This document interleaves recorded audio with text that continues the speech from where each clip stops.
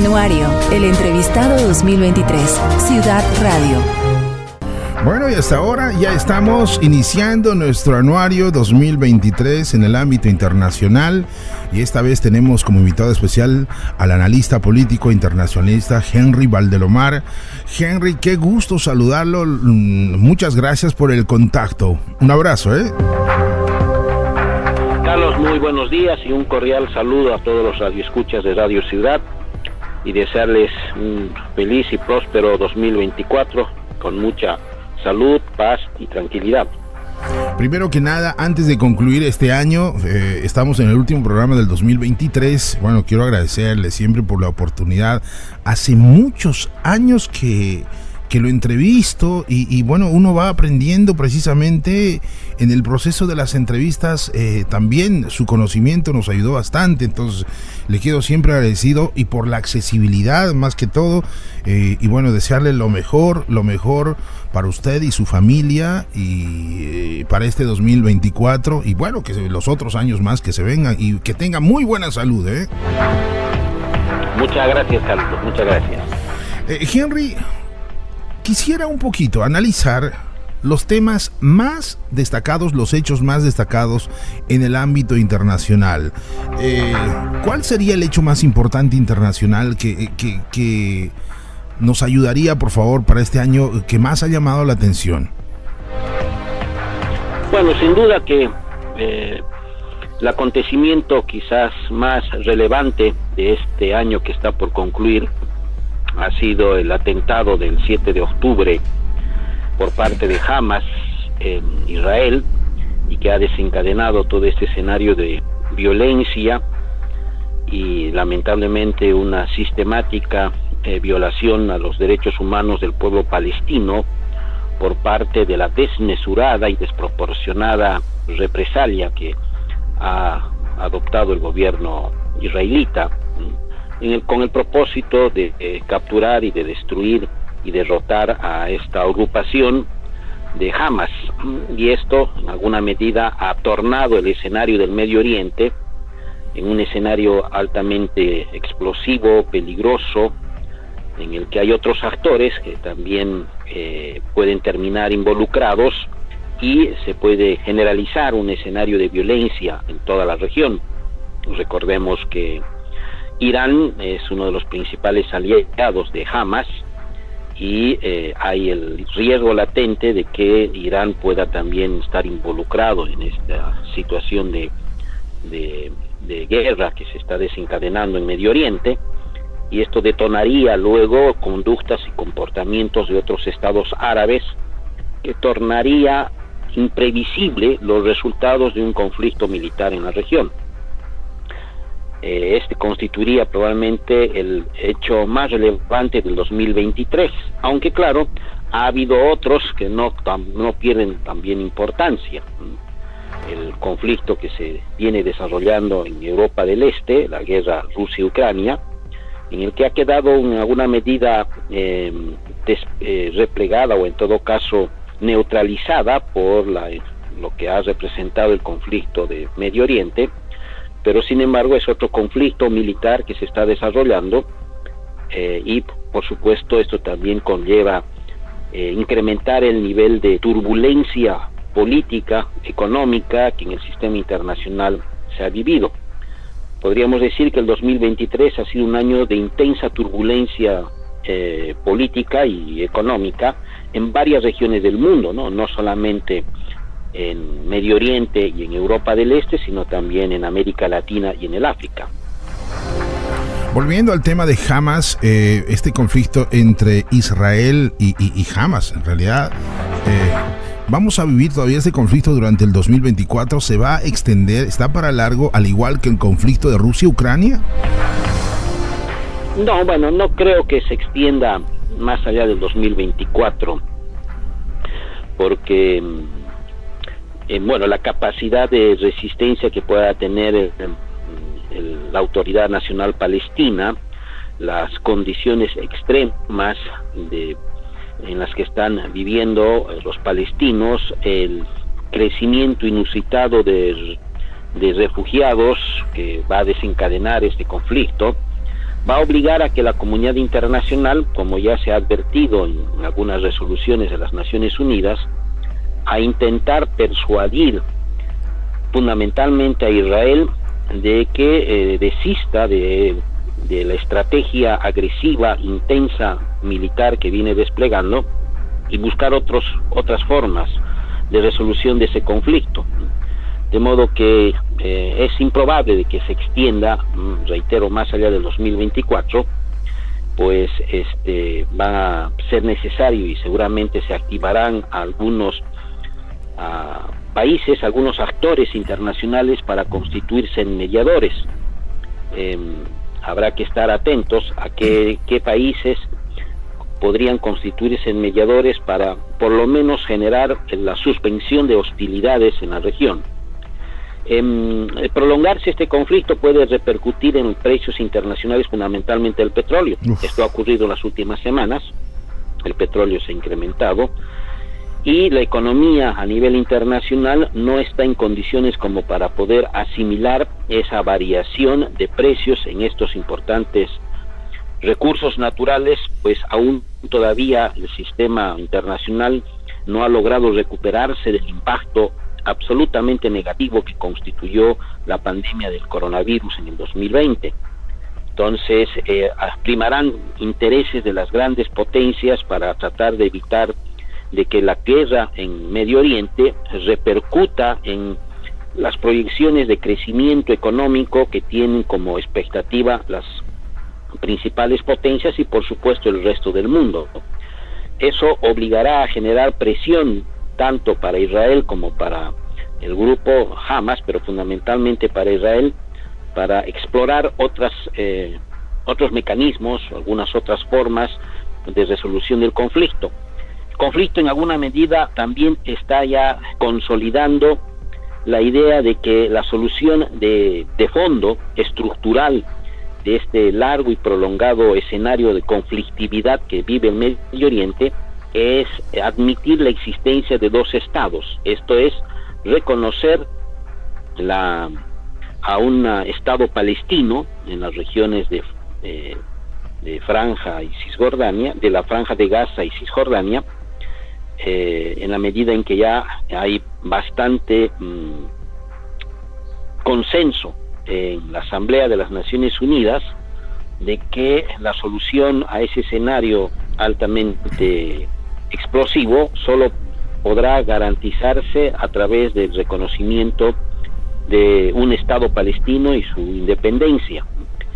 Eso tomará seguramente algún tiempo. Lo que hoy constituye un imperativo casi inmediato es la suspensión de ese nivel de violencia que está generando dolor, sangre y muerte, fundamentalmente a una vasta población palestina. Más tarde que temprano será posible reconocer al Estado palestino según su criterio, al margen de lo que se está dando en las Naciones Unidas. Evidentemente hay un consenso para que sí se reconozca, pero también por un lado Israel dice que no, eso sería su fin del Estado de Israel. Sí, evidentemente Israel va a seguir manteniendo su posición tradicional que viene conservando ya prácticamente desde la creación del mismo Estado de Israel en 1947. Sin embargo, también eso puede generar costos políticos, pues su principal aliado, que es los Estados Unidos, tiene que enfrentar este año un proceso electoral donde, la situación de los Estados Unidos allí en la región cada vez está siendo muy vulnerable o se está debilitando, y muy probablemente Estados Unidos no querrá sacrificar su presencia en la región nada más por permanecer incólume como aliado de Israel. Entonces, muy probablemente, como hemos advertido, ya expresiones del presidente John Biden, como también del secretario de Estado Blinken, sugiriendo y recomendando al Estado de Israel la suspensión, por ejemplo, de las hostilidades, y muy probablemente la siguiente etapa será alguna serie de reuniones y diálogos para que Israel empiece a considerar de que la para garantizar cierto clima de paz y tranquilidad en la región, necesariamente tendrá que admitir la posibilidad de reconocer un Estado palestino y finalmente dar el siguiente paso que corresponde, después de haber reconocido una suerte de autonomía palestina con la Autoridad Nacional Palestina, que hoy está vigente. Cada vez el consenso a nivel internacional está dirigido en ese sentido, y Israel quedaría prácticamente aislado en su negativa recurrente de no admitir y no reconocer y no dar lugar al cumplimiento de una resolución que ya se había adoptado en las Naciones Unidas hace varios años atrás, ¿no? ¿Cuán pragmático, cuán real es el eliminar a Hamas? Para Israel, sin duda, es un objetivo de interés nacional, porque evidentemente para Israel constituye una amenaza directa la presencia de esta agrupación política Hamas, con gran incidencia en la dinámica política palestina, como también para el resto de los países del occidente y fundamentalmente Estados Unidos, quienes después del atentado del 11 de septiembre de 2001 han considerado como uno de los factores de riesgo y amenaza, no solamente para la seguridad de los Estados Unidos, sino para la seguridad internacional, el terrorismo internacional. Y Hamas está dentro de esas agrupaciones o actores internacionales que Estados Unidos ha identificado y que están vinculados con el terrorismo. Por tanto, bajo ese concepto, ese marco de identificación de Hamas como un grupo terrorista, tanto para Israel como para los Estados Unidos y algunos otros países de la órbita occidental, la derrota o, en todo caso, la disolución de Hamas constituye un objetivo, y en ello no dejarán de tratar de que eso constituya. Para eso también intentan persuadir o disuadir a quienes son los circunstanciales aliados de Hamas, para que estos aliados, como el caso de Irán, desistan de seguir apoyando a Hamas, en el marco también de un escenario mayor de una nueva configuración del orden internacional. Entonces, muy probablemente Hamas constituye un mecanismo o un dispositivo de negociación por parte de algunas otras fuerzas o actores internacionales que pretenden tener una posición mucho más expectante en el diseño de un nuevo orden internacional. Hoy es Hamas, mañana podrá ser otra agrupación, reitero, como este dispositivo de condicionamiento a las tradicionales potencias del occidente que han prácticamente tenido protagonismo en el diseño del orden internacional en el pasado. Henry, cambiando de tema, nos vamos a referir al otro de los hechos importantes de este año. Como dijo, es el conflicto entre Rusia y Ucrania.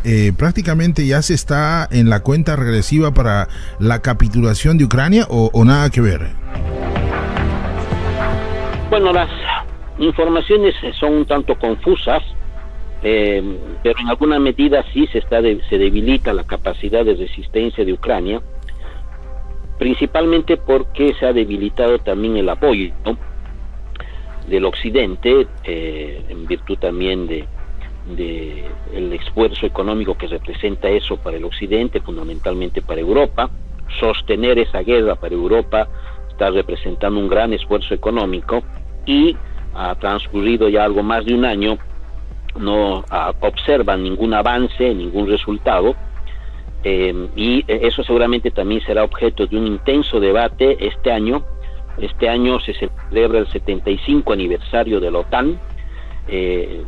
Van a llevarse a cabo eventos, y fundamentalmente el acto de celebración del 75 aniversario de la OTAN va a llevarse a cabo en Washington, y al ser un año con cierta carga simbólica, es inevitable replantearse la geopolítica, no solamente de Europa del Este, sino también el papel que deberá cumplir Europa en este mecanismo de defensa que constituye la OTAN, también en el marco del rediseño de una nueva orden internacional. las dificultades que ha tenido el gobierno de John Biden para poder lograr la aprobación de la ayuda económica de algo más de 100.000 millones de dólares para Ucrania, también constituye para el gobierno de Zelensky una dificultad, pues no cuenta con esos recursos y va debilitándose su capacidad para poder resistir, ¿no?, al ejército y a la a la ofensiva rusa. Por parte de fuentes informativas de Rusia, estos están anunciando que pronto ya se tomarán algunas acciones. Recordemos que las estaciones juegan un papel muy importante. Ellos anuncian que en la primavera habrá alguna estrategia que dirimirá definitivamente e inclinará la balanza en favor de Rusia. Por otro lado, Carlos, hay sectores que del mundo del pensamiento político en relaciones internacionales que consideran que no sería lo más adecuado que Rusia sea derrotada, porque esto constituiría más bien un factor de conflicto en el futuro. Por tanto, esas expresiones que vienen del pensamiento liberal en relaciones internacionales inducen a pensar que no van a extremar, llevar a Rusia a una situación de derrota absoluta, pues esto conllevaría a una situación de imprevisibilidad en el escenario internacional. Esto podrá representar entonces que Rusia finalmente pueda consolidar la ocupación de Crimea, que ese fue uno de las principales acciones tomadas en el 2014, y lograr la desmilitarización de la zona de Donbass, que esta sea declarada como quizás una zona internacional para otorgarle a Rusia ciertos elementos de seguridad, que es lo que provocó esta reacción de Rusia cuando procedió a ingresar a territorio ucraniano. Muy interesante eso del pensamiento liberal y el otro, alternativo. Sí, es muy importante. Bueno, otro de los hechos importantes este año, se podría decir que se dio un paso más en la creación de los BRICS, a su consolidación que va en proceso, que es de cierta forma, confirma que estamos en un sistema internacional multipolar. Bueno, sí, la última cumbre que se llevó a cabo, la 15ª cumbre de los BRICS, que se llevó a cabo en Johannesburgo, en Sudáfrica, en marzo, creo, o junio de este año, no tengo precisión. Una de las más importantes resoluciones de esa 15ª cumbre fue que a partir del 1 de enero del próximo año, del 1 de enero del 2024, se incorporarían 6 países más a este bloque de 5 de los BRICS. Entre ellos figura Argentina, Arabia Saudita y algunos otros países que ahorita no recuerdo. Son 6 en total. Fundamentalmente, varios de ellos son países que tienen una gran capacidad en su Producto Interno Bruto, como es el caso de Arabia Saudita, y esto representaría el fortalecimiento financiero del Banco de Desarrollo, que es el que cuenta los BRICS.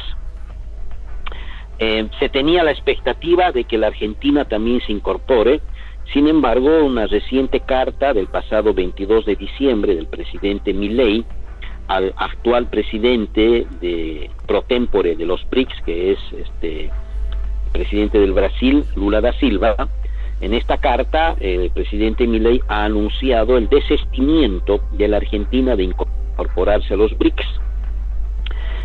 Esto, en alguna medida, puede debilitar los propósitos que los BRICS tenían para tener mayor nivel de posicionamiento en la región de América Latina, pues prácticamente 2 de los gigantes de América del Sur serían parte integrante de los BRICS, como lo son ya Brasil y en el caso de la Argentina.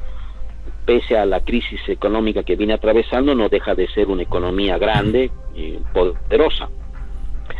La decisión del gobierno de Milei de no proseguir con la iniciativa de incorporarse a los BRICS en alguna medida puede debilitar aquel propósito que se habían planteado en la 15ª cumbre de los BRICS. Esto también debe enmarcarse, la incorporación de estos 6 países, en el otro elemento que ha caracterizado el presente año, la dinámica de las relaciones internacionales, que es la rivalidad cada vez más creciente y evidente entre entre China y los Estados Unidos. En alguna medida, ambos estados constituyen las dos referencias más visibles de dos modelos de organización del nuevo orden internacional, dos modelos en los que hay algún nivel de aspereza o en todo caso de fricciones, en el que China postula un orden internacional multipolar, multilateral, en tanto que los Estados Unidos tiene algunas observaciones a la posibilidad de aquello, pues eso repercutiría en un desplazamiento del protagonismo y aspiraciones hegemónicas que los Estados Unidos ha manifestado después de finalizada la Guerra Fría. Entonces, en ese escenario de intensa competencia estratégica que vienen librando Estados Unidos y China, los BRICS constituyen un mecanismo importante por parte de China, para los intereses de China, para consolidar ese orden internacional. Se debilita, reitero, fundamentalmente en la región, la posibilidad de que eso tenga mayor nivel de celeridad por la decisión adoptada por la Argentina recientemente este pasado 22 de diciembre. Se podría decir que otro de los hechos que ya al finalizar este año se dio en Argentina, precisamente con la ascensión de Milei, el nuevo presidente, es el efecto Milei, el efecto motosierra, todo aquello. ¿Se podría decir que es un hecho importantísimo? Bueno, en América Latina y en particular en América del Sur, sí, hemos tenido un año bastante peculiar, con movimientos pendulares, podríamos decir, del humor político y las orientaciones ideológicas. Una de las más evidentes, pues sin duda, la elección de el libertario liberal Javier Milei en la Argentina. El otro ha sido, por ejemplo, la decisión en Chile de preservar la constitución de Pinochet. El pueblo chileno le dio la espalda a una constitución muy conservadora, pero claro, eso nos permite advertir que hay un desplazamiento del centro hacia la derecha en lo que es la tendencia ideológica en Chile. Ha ocurrido en Argentina, ocurrió también con la elección en el Ecuador, con Noboa. En alguna medida también lo que está aconteciendo en el Perú responde a esa composición tanto variopinto del liberalismo en América Latina, pero a su vez también advertimos en América del Sur gobiernos que se encuentran en el otro lado del péndulo ideológico, como es en el caso de Venezuela, que también va a tener que enfrentar un importante desafío electoral el próximo 2024. Tenemos a México, que también tiene que llevar a cabo unas elecciones. Todo parece indicar que muy probablemente el partido de AMLO, de Andrés López Obrador, Morena, su candidata, que parece que va a ser una mujer, logre la victoria, y ahí tendríamos otro gobierno progresista, junto con lo que pueda acontecer quizás en Venezuela, y por supuesto Brasil, con la conducción de Lula. Entonces, en América Latina y fundamentalmente América del Sur, hemos advertido un 2023 con estos movimientos pendulares del humor ideológico y político de las sociedades, y eso nos genera también un marco de incertidumbre de qué es lo que podría acontecer en el 2024, fundamentalmente en los procesos de integración. Mercosur por un lado y Comunidad Andina de Naciones por otro lado, dos procesos de integración en los que tenemos ya participación plena. Recientemente el Brasil el Congreso del Brasil ha aprobado la incorporación de Bolivia de forma plena al Mercosur. Era el último requisito que faltaba. Sin embargo, estos dos procesos de integración pueden ingresar en una etapa algo de dificultades por las diferencias ideológicas y fundamentalmente por las presiones económicas que cada país va a tener que soportar y asimilar, y es muy probable que se privilegie entonces los intereses de los países de forma individual, y esto repercuta en la celeridad o en la velocidad de los procesos de integración de la región. Henry, una consulta, hablando de América Latina, cuando hablamos de partidos tanto progresistas o derecha, izquierda, el presidente Bukele de El Salvador, ¿él es de derecha, izquierda? Es un presidente que responde a una visión de derecha, ¿no? Las medidas que ha adoptado para garantizar la seguridad ciudadana allí en El Salvador responde a una concepción punitiva de lucha contra la delincuencia, y eso no es una visión que comparte la izquierda. La izquierda tiene una concepción distinta de cómo combatir el delito. El delito no es provocado por razones de origen social o quizás de orden cultural, es por una situación iniquitativa, digamos, de la distribución de los ingresos que se ha concentrado en pocas manos, y eso lamentablemente, esa inequidad social se constituye en caldo de cultivo para que germinen situaciones de comportamiento delictivo. Y la forma en cómo ha procedido Bukele para combatir, si bien es cierto ha tenido resultados inmediatos, pero no es sostenible. Bueno, se quiere copiar el efecto, ¿no? El efecto Bukele en Perú. Hay varios países donde los medios de comunicación en particular han hecho una serie de comentarios, todo aquello. Sí, claro, por los efectos inmediatos, los resultados inmediatos, porque sí, evidentemente, de tener altos niveles de inseguridad ciudadana, El Salvador ha bajado a niveles bastante, digamos, considerables. Pero claro, esto es como tener quizás un dolor de alguna enfermedad mucho más grave y creer que con un analgésico se resuelve el problema. Lo que hace es calmar el dolor, pero no resuelve la causa profunda del mal que pueda estar aquejando a una persona. Claro, correcto. No es sostenible en el tiempo. Henry, ¿algo más que agregar, algún tema más destacado, importante en este año 2023 relacionado al tema internacional que es usted que muy bien maneja? Bueno, otra cosa que también sería importante señalar es la inestabilidad política que se ha advertido en algunos países del África.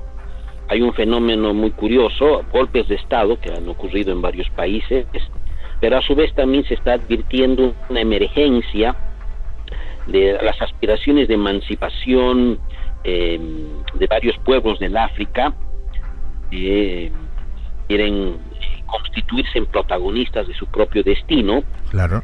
Allí también se está advirtiendo el desplazamiento de ciertos actores internacionales, la retirada de franceses, por ejemplo, de algunos escenarios allí del África, y el ingreso de China, de Rusia, los intentos de Estados Unidos de conservar algún nivel de presencia allí. Lo cierto es que también África está entrando en un digamos, ritmo de movimiento complejo, por supuesto, imposible de poder precisar cuáles van a ser los desenlaces, pero lo cierto es que también hay una dinámica de aspiraciones legítimas de algunos pueblos del África para constituirse en actores responsables de su propio destino. Claro, es muy positivo, al margen de los quiebres que pueda haber, las consecuencias negativas, es muy positivo que cada pueblo escriba su propia historia con su propio puño y lápiz, siempre, ¿no? A estas alturas, estos tiempos, ¿no? Henry, le quiero agradecer, muchas gracias, de verdad, de mucho tiempo nos hemos comunicado, sabemos que su agenda está muy apretada, le mando un abrazo, si no tiene algo más que agregar. No, muchas gracias, Carlos, por la oportunidad y siempre estar con los radioescuchas de Radio Ciudad, y nuevamente reiterarles mis mejores deseos de prosperidad y felicidad para usted, los radioescuchas, los y las bolivianas en este 2024. Le mando un abrazo, Henry, un abrazo fuerte. Igualmente, muchas gracias. Estaba con nosotros el internacionalista, analista político Henry Valdelomar, hablando acerca del espectro internacional, esa fotografía que constantemente va cambiando, ¿no? Bueno, así damos conclusión a nuestro anuario 2023 en el panorama internacional. Anuario, el entrevistado 2023, Ciudad Radio.